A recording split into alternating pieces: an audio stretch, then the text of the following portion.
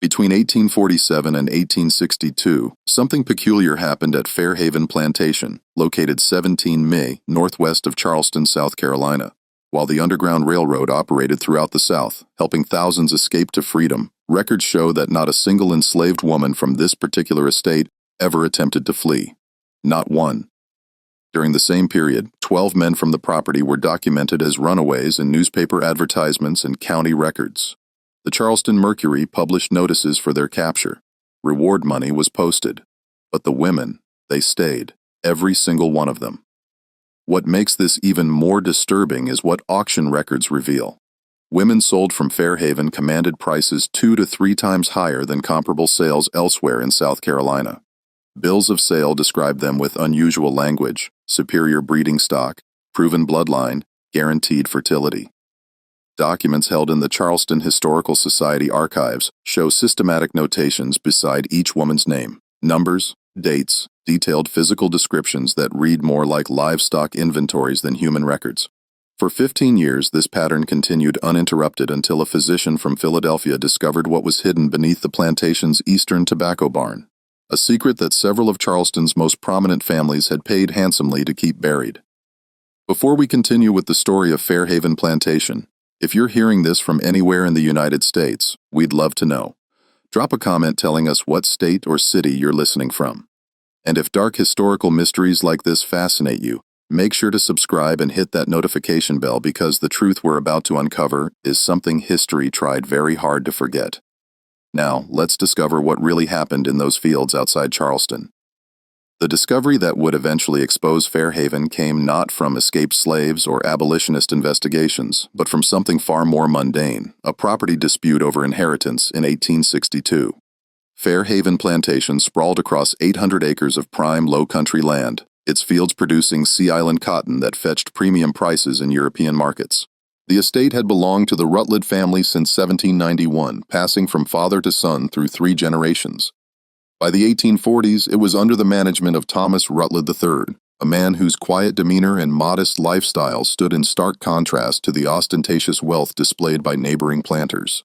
He attended church regularly at St. Philip's in Charleston, served on civic committees, and was known for running what locals called a well-ordered operation.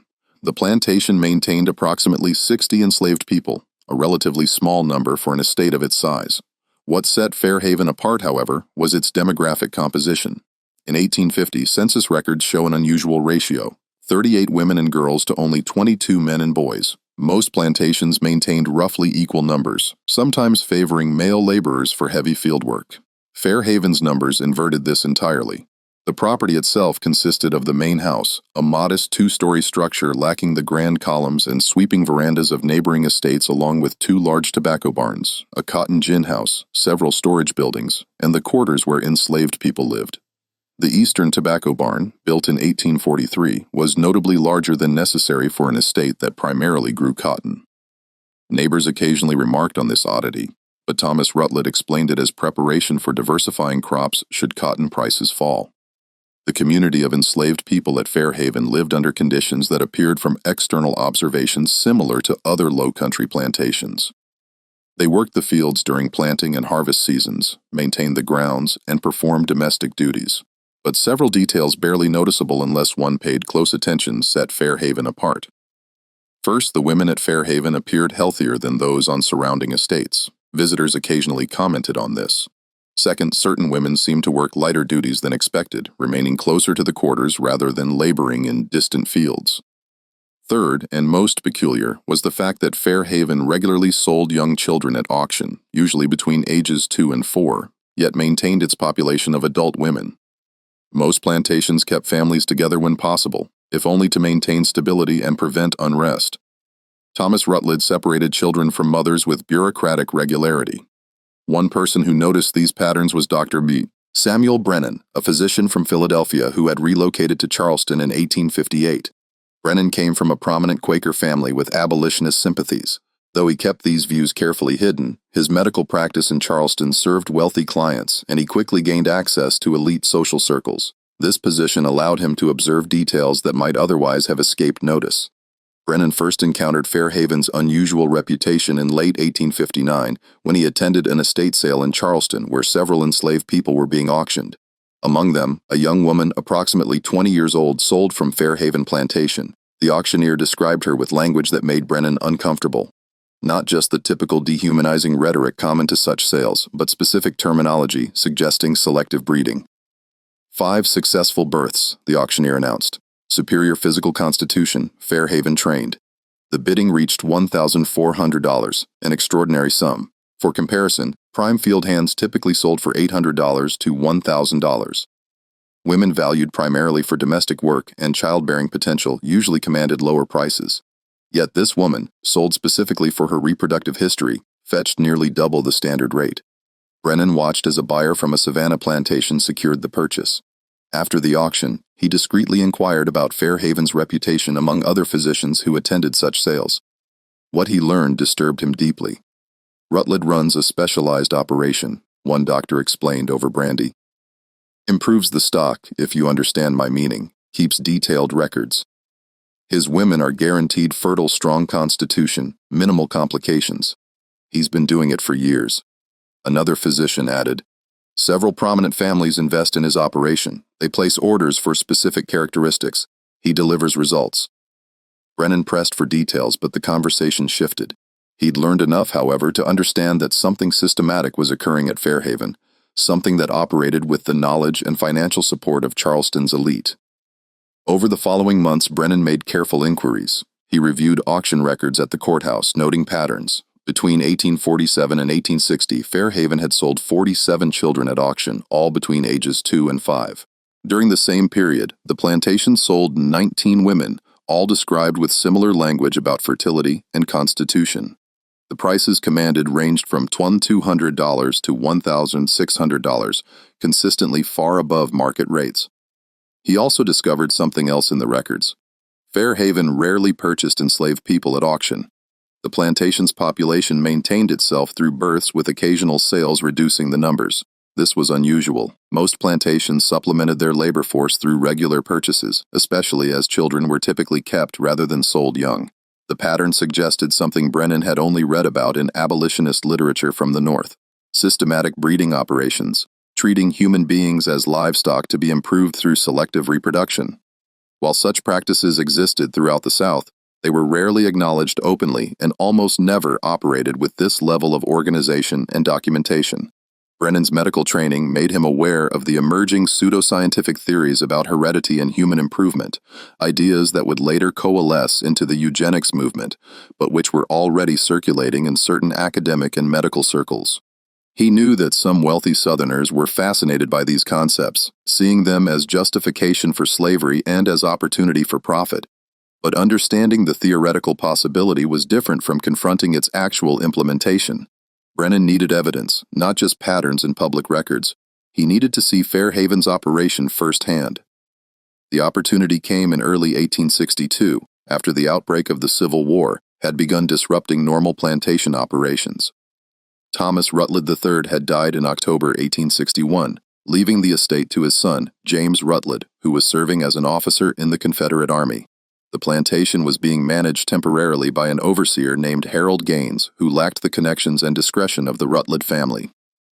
Brennan learned that Gaines was quietly seeking buyers for some of Fair Haven's enslaved population, trying to generate cash to maintain the estate during James Rutledge's military service. This provided Brennan with the excuse he needed. He would visit Fair Haven, posing as a potential buyer, claiming to represent a consortium of Mississippi planters interested in acquiring proven breeding stock to rebuild their own operations. He sent word to Gaines expressing interest and providing references from Charleston merchants who knew him as a respectable professional. Gaines, eager for sales in the uncertain wartime economy, responded with an invitation to visit Fair Haven and inspect the property's available women. On March 14, 1862, Brennan rode northwest from Charleston along the Ashley River Road, following directions to Fair Haven Plantation. The day was overcast, typical for early spring in the Low Country, with humidity hanging heavy in the air. As he approached the property, he observed the fields, some planted with early cotton, others lying. The main house appeared well-maintained but understated, lacking the grandeur he'd expected for such a profitable operation. Gaines met him at the main house, a rough-mannered man in his 40s, who handled the business with surprising frankness. "You're interested in the breeding operation," he said, not as a question but as statement of fact. "I can show you the stock, the records, everything." Mr. Rutledge kept meticulous documentation. You won't find better quality anywhere in the South. They walked across the property toward the Eastern Tobacco Barn. Brennan maintained his role as interested buyer, asking questions about productivity, health management, and pricing. Gaines answered readily, clearly accustomed to such inquiries from wealthy clients. Mr. Rutledge started the program in 1847, Gaines explained as they walked.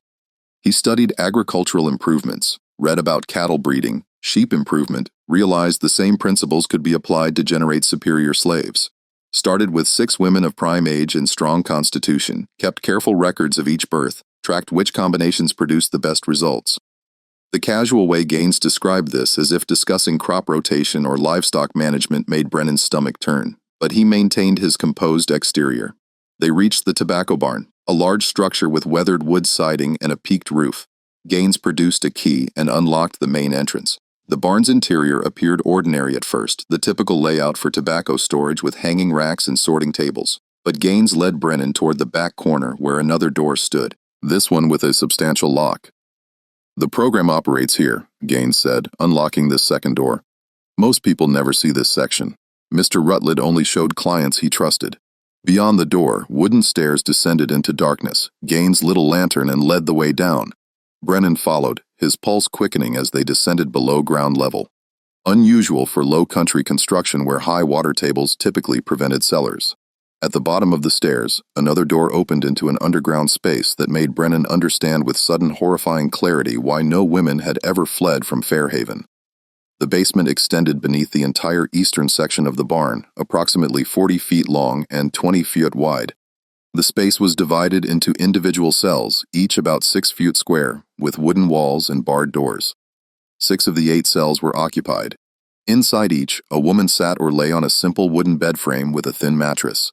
The air smelled of dampness, bodies, and confinement. Ventilation came from several small pipes that extended upward through the barn floor. But what struck Brennan most forcefully was not the physical space itself. Prison cells and confinement were not uncommon in the antebellum South. What made this different was the systematic organization, the clinical precision of the operation. Along one wall, a large table held stacks of leather-bound ledgers. Above the table, a chart listed each woman's name, age, and a series of numbers and dates. Medical instruments sat on a side shelf. Examination tools, scales, measuring devices. Gaines gestured to the occupied cells. "These are the current rotation," he explained matter-of-factly. Mr. Rutledge kept between 6 and 8 in the program at any given time. They're brought down when confirmed pregnant, kept here until birth, then returned after recovery. Keeps them healthy, well-fed, protected from field work that might cause complications. Brennan struggled to maintain his composure. "How long do they remain here?" "Depends. Most births are 7 to 9 months apart, accounting for recovery time." Mr. Rutledge tracked everything. Diet, exercise, optimal timing. He developed a whole system. Very scientific. Gaines spoke with obvious pride in his employer's methods. One of the women in the cells watched Brennan with hollow eyes. She appeared to be in late pregnancy. Another younger sat on her bed with her knees drawn up, staring at the floor. None spoke. The silence was profound and terrible. Gaines moved to the table and opened one of the ledgers. "This is what buyers pay for. Documentation. See here." He pointed to a page filled with neat handwriting. "Complete record for each woman. Name, age, physical measurements, birth dates of children, fathers of record, any health issues, feeding schedules, everything." Mr. Rutledge believed documentation was the key to improvement. Track the results, identify successful patterns, replicate them. Brennan forced himself to look at the ledger. The page showed a woman named Sarah, aged 26. Listed below her name were 8 children, each with a birth date, father's name, and notes about physical characteristics. "Strong constitution," one entry read, "minimal complications recommended for continued rotation." The children's names included parenthetical notes sold to Harrove Est Savannah 1857 or retained for future breeding stock. The clinical language, the systematic record-keeping, the casual categorization of human lives as inventory.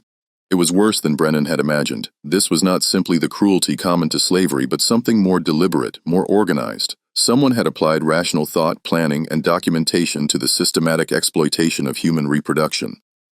Mr. Rutledge kept records going back to the beginning. Gaines continued pulling out an earlier ledger, started with 6 women in 1847. Some worked better than others. He refined the selection process, learned what characteristics produced the most valuable offspring. By the mid-1850s, he had the system perfected. Brennan cleared his throat, trying to keep his voice steady. And the fathers, Gaines nodded, also carefully selected. Mr. Rutledge kept detailed records on the men too, though they weren't confined like this. He tracked which pairings produced the best results: healthy children, strong constitution, desirable physical characteristics. Sometimes he purchased specific men from other plantations if he identified traits he wanted to introduce. The men knew about this program. Some did, some didn't. Mr. Rutledge managed that carefully. Sometimes he'd arrange things naturally. Other times he'd be more direct, whatever produced results. Gaines spoke as if discussing stud service for horses. Brennan walked slowly along the cells, his medical training automatically noting details: inadequate ventilation, minimal exercise space, the psychological impact of prolonged confinement. Several women appeared to be in advanced stages of pregnancy. One seemed younger than the others, possibly 16 or 17.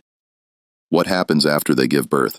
They stay here for 2 weeks recovery nursing the infant. Then the child goes to the nursery in the quarters and the mother returns to light field work until the next pregnancy is confirmed. Usually takes 3 to 4 months, then back here for the duration.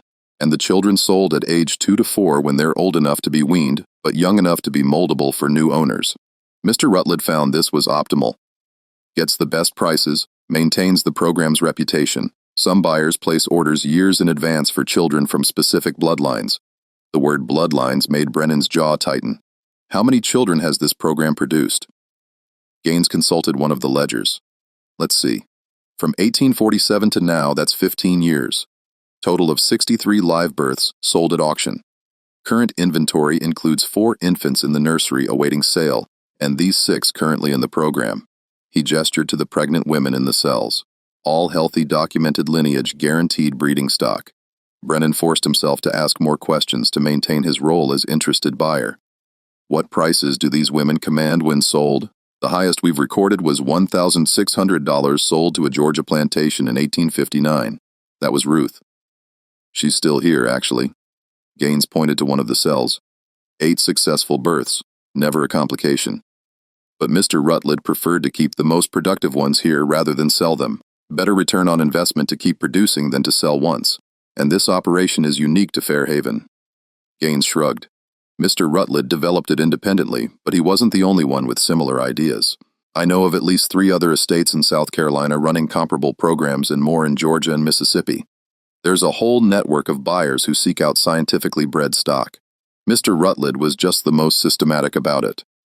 The revelation that this wasn't an isolated operation but part of a broader network struck Brennan forcefully. This wasn't one man's aberration. This was an organized system with multiple participants, buyers, investors who were his primary investors. Gaines hesitated for the first time. That's confidential. Mr. Rutledge dealt with several prominent families who preferred discretion. They provided capital. He provided returns. Standard business arrangement. Brennan didn't press further, not wanting to raise suspicion. He'd seen enough, more than enough. The question now was what he could do with this knowledge. They spent another 30 minutes in the underground cell with Gaines showing Brennan the feeding schedules, exercise routines, and medical protocols Thomas Rutledge had developed. Everything was documented, systematized, refined through years of practice. Rutledge had even corresponded with agricultural scientists at South Carolina College, seeking advice on breeding theory without revealing the specific application. When they finally climbed back up the stairs into the tobacco barn, the afternoon light seemed impossibly bright. Brennan's eyes needed a moment to adjust. Gaines locked both doors behind them, carefully securing the evidence of what lay beneath. As they walked back toward the main house, Brennan asked about specific women available for purchase, maintaining his cover while his mind raced with questions about how to expose what he'd discovered.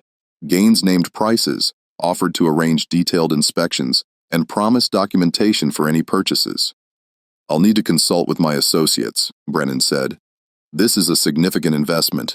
I'll send word within the month." Gaines seemed satisfied with this response. They shook hands at the main house, and Brennan mounted his horse for the ride back to Charleston. As Fair Haven disappeared behind him, he tried to process what he'd witnessed. The clinical precision of it was what disturbed him most. This wasn't crude exploitation driven by immediate impulse. This was rational, calculated, sustained over 15 years with careful documentation and continuous refinement. Thomas Rutledge had approached human breeding the way others approached agricultural improvement, applying scientific principles to maximize returns, and he'd succeeded. The financial records would show substantial profits, the reputation that commanded premium prices, the network of wealthy investors and eager buyers. By the metrics of business success, Rutledge's program worked exactly as intended. That night, in his Charleston residence, Brennan began documenting everything he'd observed. He sketched a diagram of the underground cell, noted the names he'd seen in the ledgers, recorded Gaines's statements, and transcribed as much detail as possible while memory remained fresh. But documentation alone wouldn't stop this. Slavery was legal. Breeding programs, while not widely discussed in polite society, were not illegal. Several agricultural journals had even published articles on systematic approaches to slave breeding, framing it as a state management innovation.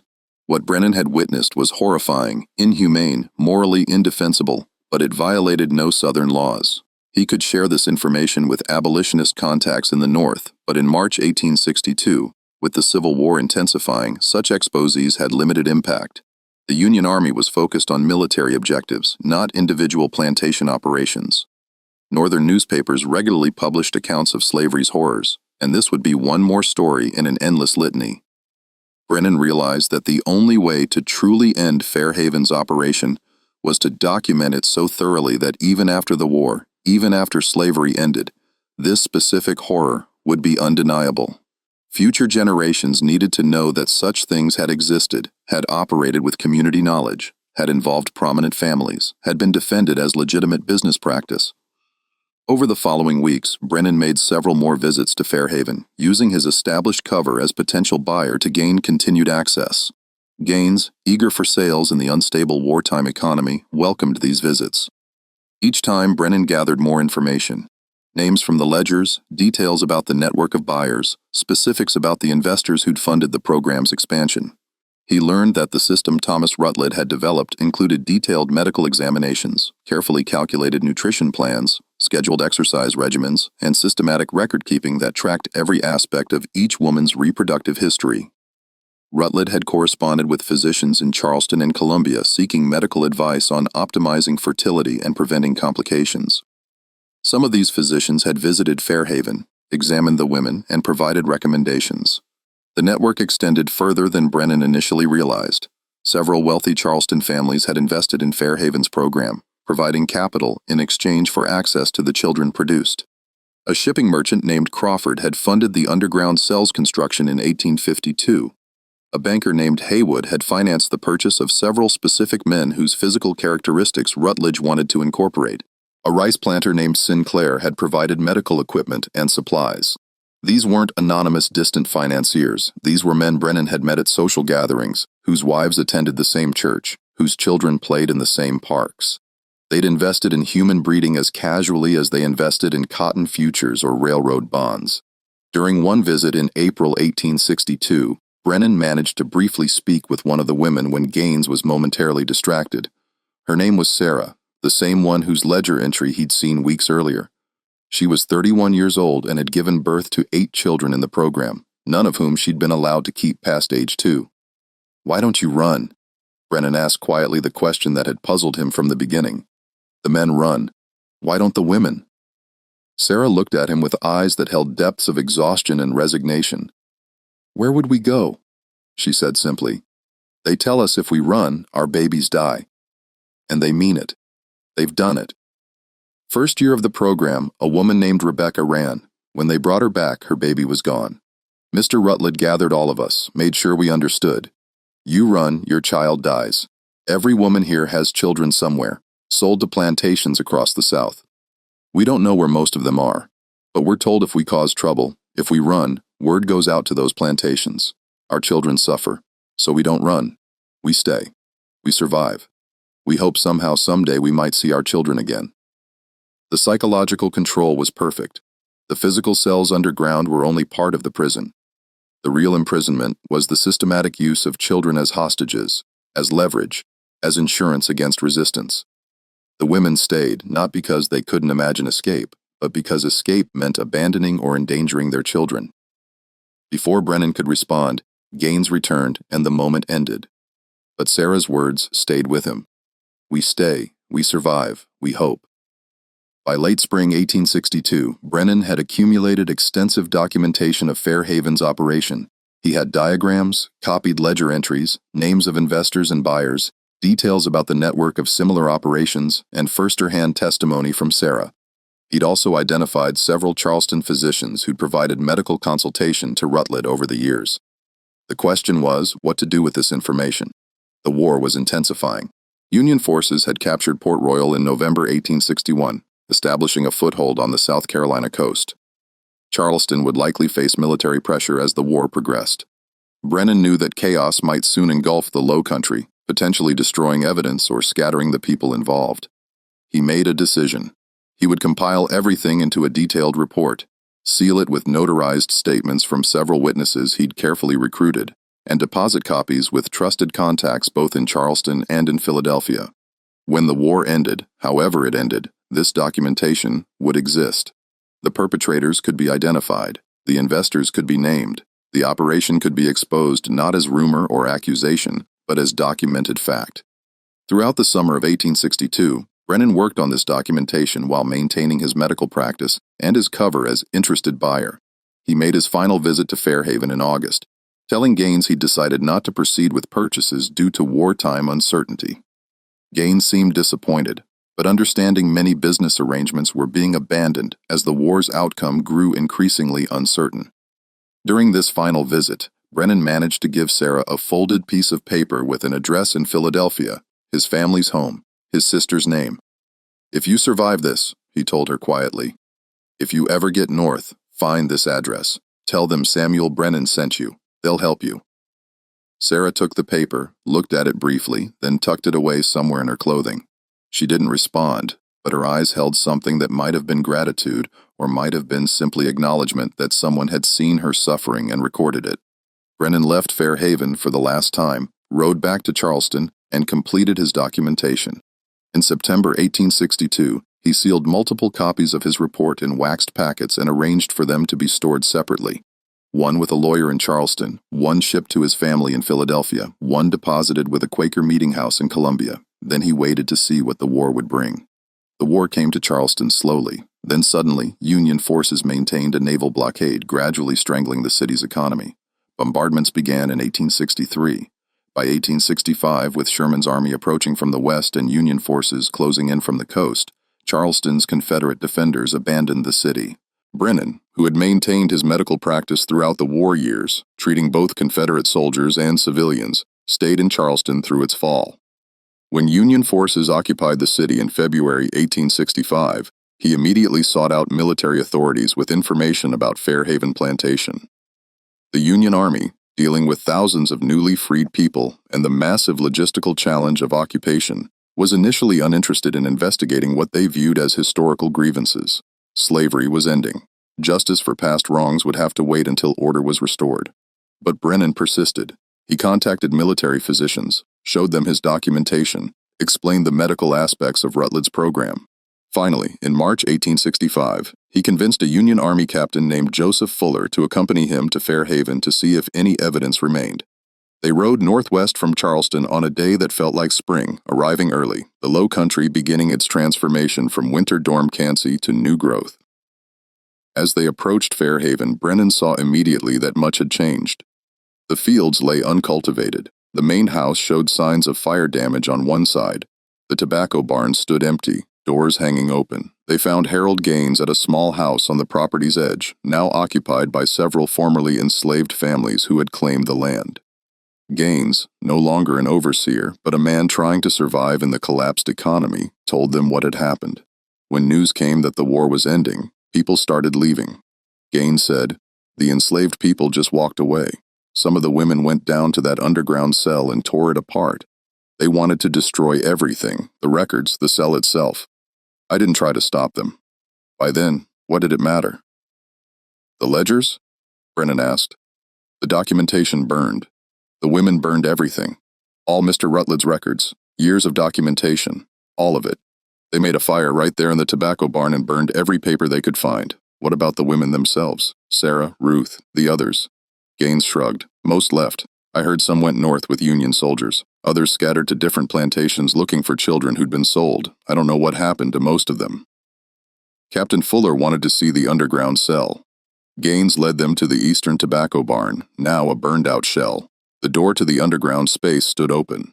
They descended the stairs, Brennan for the first time in 3 years, Fuller for the first time ever. The cell was exactly as Brennan remembered, but transformed by destruction. The doors to individual cells had been torn from their hinges. The examination table was overturned. Ashes filled several buckets where papers had been burned. The charts on the walls had been ripped down, leaving only torn fragments, but not everything was destroyed. In the debris, Brennan found a ledger that had partially survived, pages charred at the edges, but still legible. It covered the years 1847-1852, the program's early period. He carefully gathered the damaged book and several other paper fragments that had escaped complete destruction. Captain Fuller stood in the middle of the underground space, looking at the cells, trying to comprehend what had occurred here. "How long did this operate?" he asked quietly. 15 years, Brennan replied. From 1847 to 1862, 63 children sold. Multiple women cycled through the program, all of it documented, systematized, refined over time. And it was legal. Slavery was legal. Breeding programs were legal. Nothing about this violated Southern law at the time. Fuller shook his head slowly. "What kind of men?" "Respected men," Brennan interrupted. "Prominent Charleston families, church members, civic leaders, men who believed they were being innovative, applying scientific principles to estate management. They saw no moral problem with any of it. They searched the rest of the property, but found little additional evidence." The formerly enslaved people who now occupied portions of Fair Haven confirmed that most of the women from the breeding program had left immediately after emancipation. Some had gone north, others had traveled to plantations in Georgia and Alabama, searching for children sold years earlier. One elderly woman who had worked in the main house told Brennan that she remembered Sarah. She left in late February soon as she heard Sherman's army was coming, said she was going to find her children. She had an address somewhere up north. Piece of paper she'd kept hidden for years. I saw her write down the names of her children before she left. 8 names, their ages, the plantations where they'd been sold. She was going to find every one of them. She said, "Did you know where she went first?" "Georgia. I think that's where 2 of her babies were sold." Brennan felt a small measure of satisfaction knowing Sarah had kept the address he'd given her, had survived until freedom, and was now actively searching for her children. Whether she would find them, whether they would recognize each other after years of separation, whether any reunion was even possible. These questions remained unanswerable. Captain Fuller filed a report with military authorities documenting Fair Haven's breeding program, including Brennan's 3-year-old testimony and the physical evidence of the underground cell. The report was added to a growing collection of documentation about slavery's specific horrors, part of the vast record-keeping project Union authorities undertook to document the system they'd helped destroy. But there were no prosecutions. James Rutledge, Thomas Rutledge III's son, had died at the Battle of Gettysburg in 1863. Harold Gaines, as mere overseer, was not considered legally responsible for policies set by his employers. The investors who'd financed the program, Crawford, Haywood, Sinclair, and others, were wealthy Charleston citizens navigating the complexities of Reconstruction, and military authorities decided pursuing them would destabilize an already unstable situation. Brennan pushed for some form of accountability, but Union officials made clear their priority was political reconstruction, not prosecuting individual crimes that had been legal under Southern law. Slavery itself was the crime. One colonel told him, "We've ended slavery. That's the justice available. It wasn't enough." Brennan knew it wasn't enough, but it was all the justice that would be offered. He spent the remainder of 1865 and early 1866 in Charleston, helping with medical care for newly freed people and continuing to document what he'd learned about Fair Haven and similar operations. He interviewed dozens of formerly enslaved people, gathering their testimonies, recording their stories. He learned of at least 4 other breeding programs in South Carolina alone, plus several more in Georgia and Alabama. The network was extensive, and Fair Haven had been only one node in a much larger system. In March 1866, Brennan received a letter at his Charleston address. It had been forwarded from Philadelphia, sent by his sister, who explained that a woman had arrived at their home several months earlier carrying his address. The woman was Sarah. The letter continued in Sarah's own words. She had learned to read and write with help from Brennan's sister, telling her story of the past year. She had traveled to 3 different plantations in Georgia, successfully locating 2 of her children. One was now 12 years old, the other 14. Neither remembered her. The younger one had been told his mother had died. The older one barely recalled anything before being sold. Sarah had spent weeks with them trying to rebuild some connection, but ultimately decided not to disrupt the lives they'd built. She left them at their plantations, now working as paid laborers rather than enslaved people, with a promise to visit again. "I found 2 of my 8, Sarah wrote, "and I will keep looking for the others. But I wanted you to know I survived. I wanted you to know that what you documented matters. Someone recorded what happened to us. Someone will remember. That matters more than I can say." The letter concluded with Sarah's plan to continue searching, traveling from plantation to plantation, following any lead about children sold from Fair Haven between 1847 and 1862. Brennan never heard from Sarah again. He didn't know if she found the rest of her children or what became of her. But her letter confirmed something important. Documentation mattered. Recording the truth mattered. Even when justice was impossible, witness remained valuable. In late 1866, Brennan compiled his final report on Fair Haven Plantation, incorporating the additional testimony he'd gathered and the physical evidence that had survived. He prepared multiple copies and arranged for them to be placed in archives in Philadelphia, Boston, and Charleston, where they would remain as historical record of what had occurred. The report included everything: names of investors, descriptions of the breeding program, diagrams of the underground cell, testimonies from Sarah and other women, financial records showing profits, correspondence between Thomas Rutledge and various physicians, and detailed documentation of how the system operated for 15 years with full knowledge of Charleston's elite. He titled the report simply Documentation of Systematic Human Breeding Operations at Fair Haven Plantation, Charleston District, South Carolina, 1847-1862. In his conclusion, Brennan wrote, "What occurred at Fair Haven was not the aberration of one disturbed individual, but the logical extension of a system that treated human beings as property." Thomas Rutledge did not invent human breeding. He simply systematized it, documented it, and refined it according to principles he believed were scientifically sound. His operation succeeded because slavery made it legal, because wealthy investors made it profitable, and because social structures made it invisible to those who preferred not to see. The women imprisoned in Fair Haven's underground cell were not victims of one man's cruelty, but of an entire society's moral failure. Their suffering was not exceptional within slavery's framework. It was exemplary of the logical conclusions that framework permitted. We must remember, not because this was uniquely terrible, but because it was terribly common. Fair Haven was one documented example of a practice that occurred at countless plantations across the South. We cannot prosecute the dead or change the past, but we can ensure that what happened is recorded, remembered, and understood. We can insist that the comfortable fiction of benevolent slavery be confronted with the documented reality of places like Fair Haven. And we can honor the women who survived by refusing to let their suffering be forgotten or minimized. They stayed when they wanted to run. They endured because they had no choice. And now in freedom, they search for children they were never allowed to keep. That is the legacy of places like Fair Haven. Not just the suffering inflicted, but the lives still being lived in its shadow.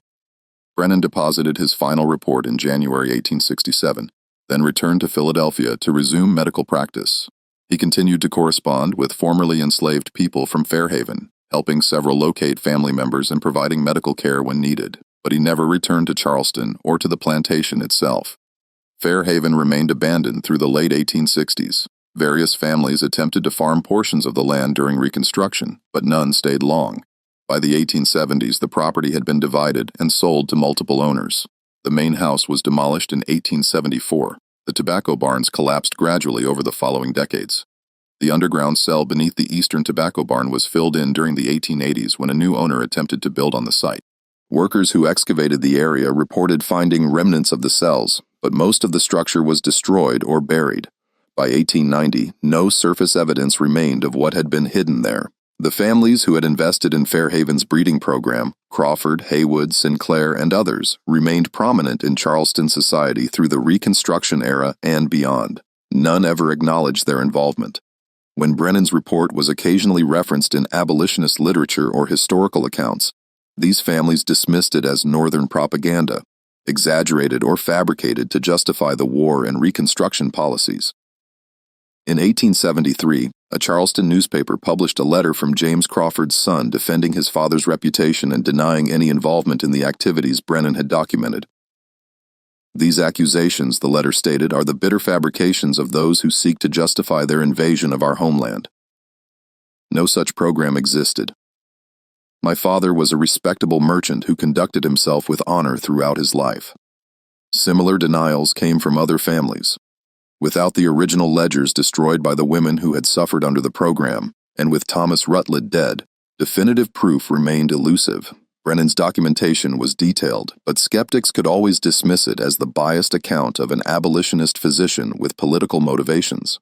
The formerly enslaved people from Fair Haven scattered across the country after emancipation. Most disappeared into the vast population of freed people rebuilding lives after the war. A few, like Sarah, maintained contact with Northern allies, but most simply moved on, trying to construct futures rather than document the past. What Brennan didn't know, what he couldn't have known in those years immediately following the war, was that several of the children sold from Fair Haven carried with them fragments of memory that would resurface decades later. In 1889, a woman named Clara Hayward, living in Atlanta and working as a seamstress, wrote to the Freedmen's Bureau with a peculiar inquiry. She was trying to locate information about her birth, which she believed had occurred at a plantation near Charleston. Her earliest memory, she wrote, was of being separated from her mother at approximately age 3 and of a man examining her teeth and measuring her height before she was placed in a wagon. The Freedmen's Bureau forwarded her letter to several contacts in Charleston, and eventually it reached a church group that had been collecting testimonies from formerly enslaved people. Someone in that group knew of Brennan's documentation. They sent Clara a copy of portions of his report along with what remained of the fragmentary ledgers he had saved. Clara's response, preserved in church archives, revealed something Brennan had not fully considered. The children from Fair Haven, now adults, were beginning to search for their origins. I always knew something was different about how I was sold. Clara wrote, "The plantation where I grew up, the owners would sometimes mention that I came from quality stock, that I'd been purchased specifically for breeding. I never understood what that meant until I read Dr. Brennan's report. Now I understand I was one of the products of that program. My mother's name was Ruth, according to the records you sent. She gave birth to me in 1856. I have spent my entire life not knowing her, and now I learned she was imprisoned underground, that I was taken from her deliberately as part of a business operation." Clara's letter continued with a request that would occupy the final years of Brennan's life. She wanted to know if anyone had information about what happened to Ruth, whether she had survived the war, whether there was any possibility of finding her. Brennan, now in his 60s and semi-retired, took up Clara's case with the determination of someone who understood this might be his last opportunity to provide some measure of resolution. He wrote to every Freedmen's Bureau office in South Carolina, Georgia, and Alabama, asking if anyone had records of a woman named Ruth, approximately 50 years old, who had been enslaved at Fair Haven Plantation. He contacted church groups, charitable organizations, and black community leaders who were helping formerly enslaved people locate scattered family members. The search took nearly 2 years. During that time, Brennan received responses from dozens of people, some with information about women named Ruth, none of whom matched the specific details from Fair Haven's fragmentary records. He learned that Ruth was a common name, that thousands of women had been separated from their children, that the chances of finding one specific person in the chaos of post-war migration were vanishingly small. But in March 1891, 3 months before Brennan's death, he received a letter from a minister in Mobile, Alabama, who had heard about the search through a network of black churches. The minister wrote that an elderly woman named Ruth had been living in his congregation for several years. She rarely spoke about her past, but she had once mentioned being held in an underground cell at a plantation near Charleston, and she had given birth to 8 children, all of whom were taken from her. Brennan immediately sent Clara, the minister's contact information. He never learned whether Clara and Ruth were reunited. He died in June 1891 before any further correspondence reached him. But church records in Mobile show that in April 1891, a woman named Clara Haywood visited the city and spent 2 weeks there. The minister's diary entry from that period notes Clara has found her mother. After 35 years of separation, they recognized each other immediately. Ruth wept for 3 days without stopping. Clara told me her mother kept saying the same thing. They told me if I ran, my babies would die. So, I stayed. I stayed for you. This reunion, one of the few documented successes among Fair Haven's separated families, revealed something about the program's long-term impact. Ruth had not been able to read the Underground Railroad signals or respond to opportunities for escape, not because she was physically prevented, but because the psychological control was absolute. She had believed for 15 years that any act of resistance would result in her children's deaths. Even after emancipation, even after learning that slavery had ended, that belief remained embedded in her understanding of the world. Clarara's correspondence with the minister, preserved in the church's archives, provides one of the few first-hand accounts of what it meant to be a product of Fair Haven's breeding program. My mother told me that after I was born, she was allowed to nurse me for 2 weeks. Then I was taken to what they called the nursery, and she saw me only occasionally until I was sold at age 3. She said she tried to memorize everything about me, the shape of my face, a birthmark on my shoulder, the sound of my voice. She was terrified she would forget me. When we met again in Mobile, she looked at my shoulder first thing. The birthmark is still there. She touched it and said, "I remembered right. I remembered you right." The reunion between Clara and Ruth sparked other searches. Word spread through black church networks and community organizations that Fair Haven's children were trying to locate their mothers and that fragmentary records existed that might help. Between 1891 and 1895, at least 6 more people contacted various organizations claiming to be products of Fair Haven's breeding program, all searching for family members. Some of these searches succeeded. Others ended in disappointment or with the discovery that the person sought had died years earlier.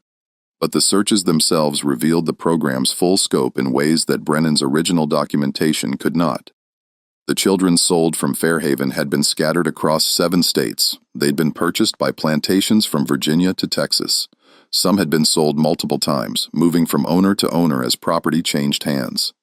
Tracking their movements required piecing together fragmentary records from multiple sources: auction houses, plantation ledgers, freedmen's bureau documents, church registries. A historian named Margaret Thornton, affiliated with Atlanta University, became interested in documenting these searches in the mid-1890s. She had read Brennan's report and understood that Fair Haven represented something significant, a documented case study of systematic breeding that could illuminate broader patterns. Between 1895 and 1900, Thornton interviewed 12 people who identified as Fair Haven products along with 3 women who had been imprisoned in the breeding program and survived. Her research published in 1901 as a modest academic paper titled Systematic Reproduction and Family Separation. A case study of Fair Haven Plantation provided the first comprehensive analysis of the program's long-term effects. Thornton documented psychological patterns among the survivors: persistent anxiety, difficulty forming attachments, recurring nightmares about separation and confinement. She noted that several of the women who had been in the breeding program never had children after emancipation, despite being of childbearing age when freed. The experience of forced reproduction of having children systematically taken appears to have created a permanent aversion to pregnancy, Thornton wrote. Most significantly, Thornton's research revealed the network's extent. Through careful analysis of auction records and correspondence between plantations, she identified at least 11 other estates in South Carolina, Georgia, and Alabama that had operated similar programs between 1840 and 1865. Fair Haven had not been unique. It had been part of a coordinated system with planters sharing information about techniques, comparing results, and even trading enslaved people specifically for breeding purposes. One particularly disturbing discovery in Thornton's research was documentation of what she called breeding exchanges. Several plantations, including Fair Haven, had arranged temporary transfers of enslaved men to introduce specific physical characteristics into their programs. A letter from Thomas Rutledge to a Georgia planter dated 1857 and preserved in a county archive discussed such an arrangement. "I am pleased to accept your offer of Jacob for a period of 6 months. His height and build match the specifications we discussed. I anticipate several promising additions to our program from this arrangement. Payment as agreed, $200 for the term, with an additional $50 bonus if results prove satisfactory." The clinical language, the explicit commodification of human reproduction, the casual coordination between planters, all of this confirmed that Fair Haven represented not an aberration, but a business model that multiple operations had adopted. Thornton's paper received little attention when published.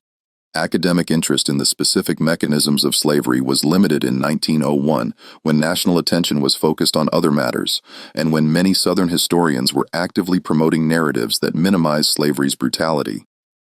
The few reviews her work received dismissed it as exaggerated or as dredging up painful history that was better left buried. But within Black communities, particularly in the South, Thornton's research circulated widely. It provided validation for stories that had been passed down but rarely believed by outside audiences.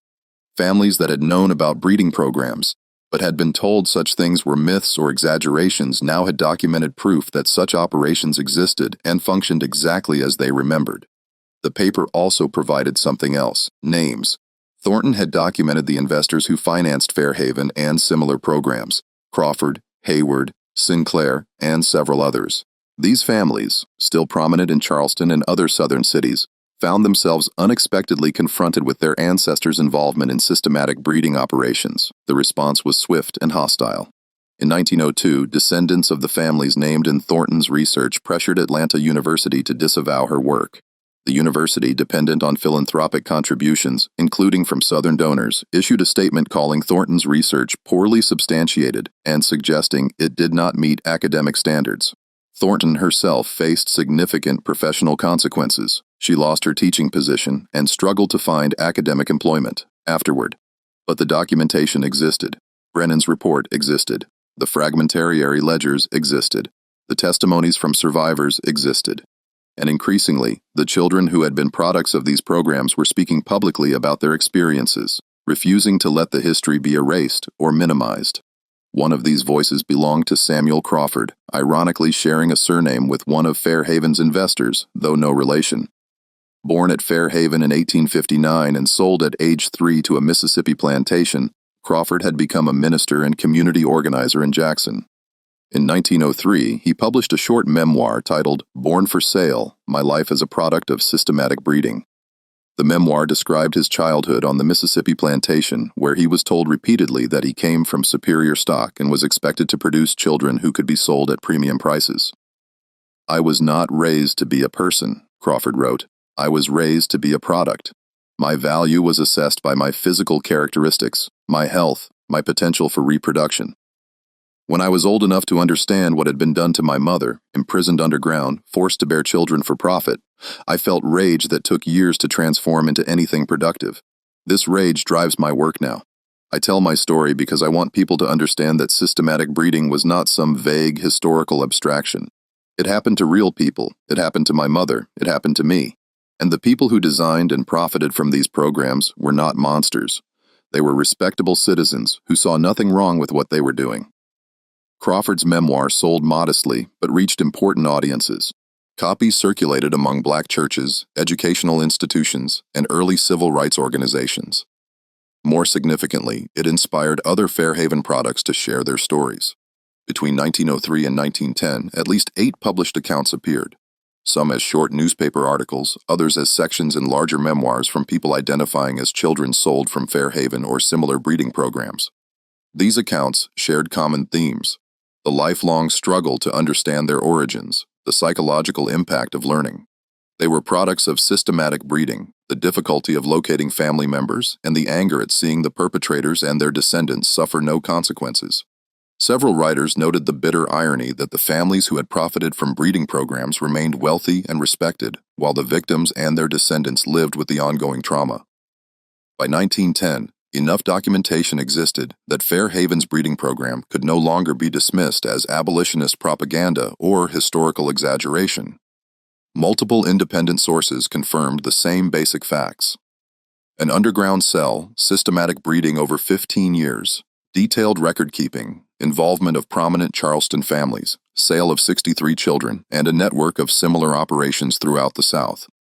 Yet this documentation prompted no legal action, no official acknowledgement, no institutional response.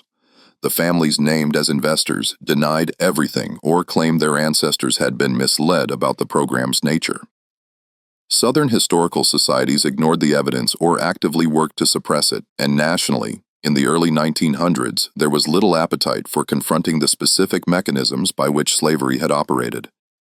What did exist by 1910 was a growing archive of testimony from survivors like Ruth and Sarah, from products of the program like Clara Ara and Samuel Crawford, from investigators like Brennan and Thornton.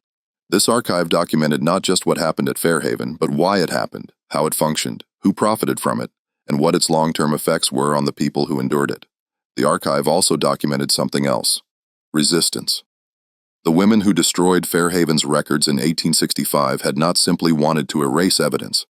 They had wanted to reclaim power over their own stories by destroying the ledgers that had tracked their bodies, their pregnancies, their children like inventory. They were asserting that their lives were not data points in someone else's system. And yet, paradoxically, the survival of fragmentary records made possible the later reunions, the searches that brought some families back together, the documentation that validated experiences and made them undeniable.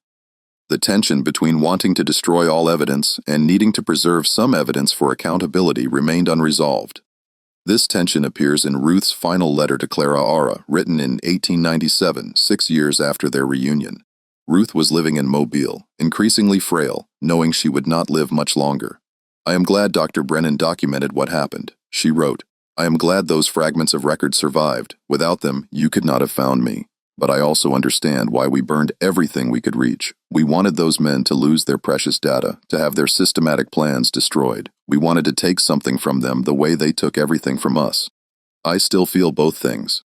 Grateful the evidence exists. Grateful we destroyed what we could. Both can be true." Ruth died in 1899 at approximately 70 years old.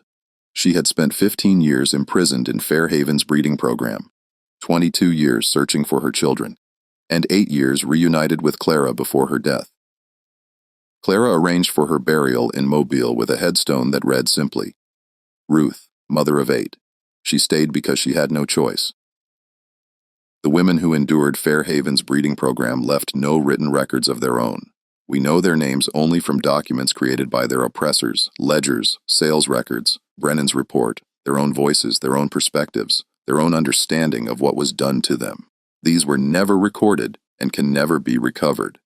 What we can know from the documents that survived is that Fair Haven Plantation operated a systematic human breeding program from 1847 to 1862, that this program was financed by prominent Charleston families, that it produced at least 63 children who were sold at auction, and that the women in the program did not run because they were told their children would be killed if they did. We can know that when Union forces occupied Charleston, the women who had been imprisoned in that underground cell destroyed every record they could find. We can know that at least one woman, Sarah, survived to freedom and spent years searching for the 8 children who had been taken from her.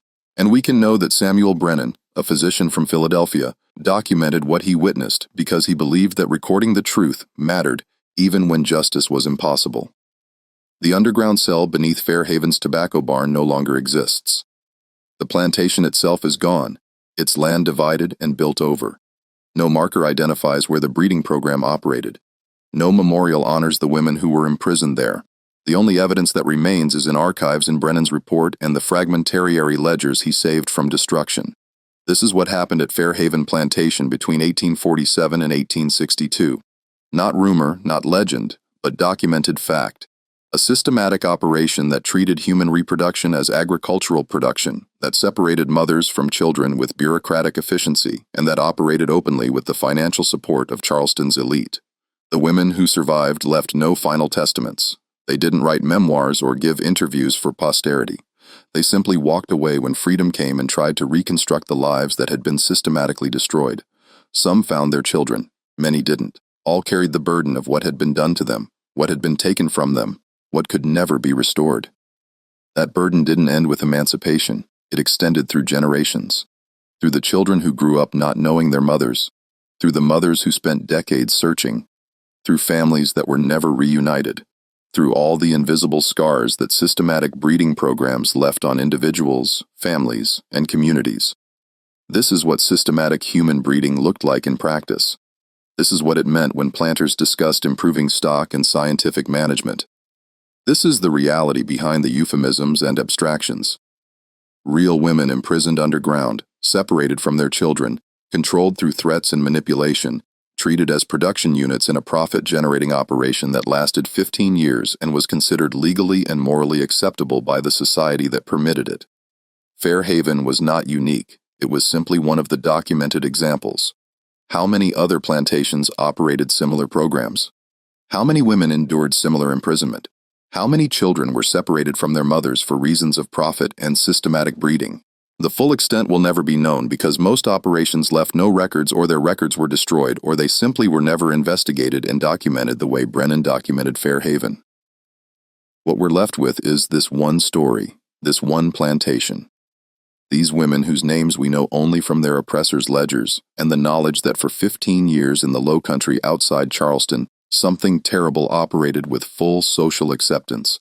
And when it ended, the women who survived destroyed every record they could find because they wanted no memory of what had been done to them except for what Samuel Brennan saved, except for what he documented, except for what remains in archives, testimony that someone witnessed, recorded, and preserved. And now you know it too. You know that Fair Haven existed. You know what happened there. You know that no woman ever ran away, and you know why. You know that dozens of children were sold at auction, separated from their mothers, scattered across the South. You know that prominent families invested in this program and profited from it. You know that when the women gained their freedom, they tried to find their children. You know that at least one woman spent years searching, and you know that most of the women who endured this simply disappeared into history, their full stories never recorded, their experiences known only to themselves. This is the truth that documentation preserves, not justice. There was no justice for Fair Haven's victims, not restoration. What was taken could never be restored. Just documentation, just the record that this happened, just the insistence that it be remembered rather than forgotten. Samuel Brennan believed documentation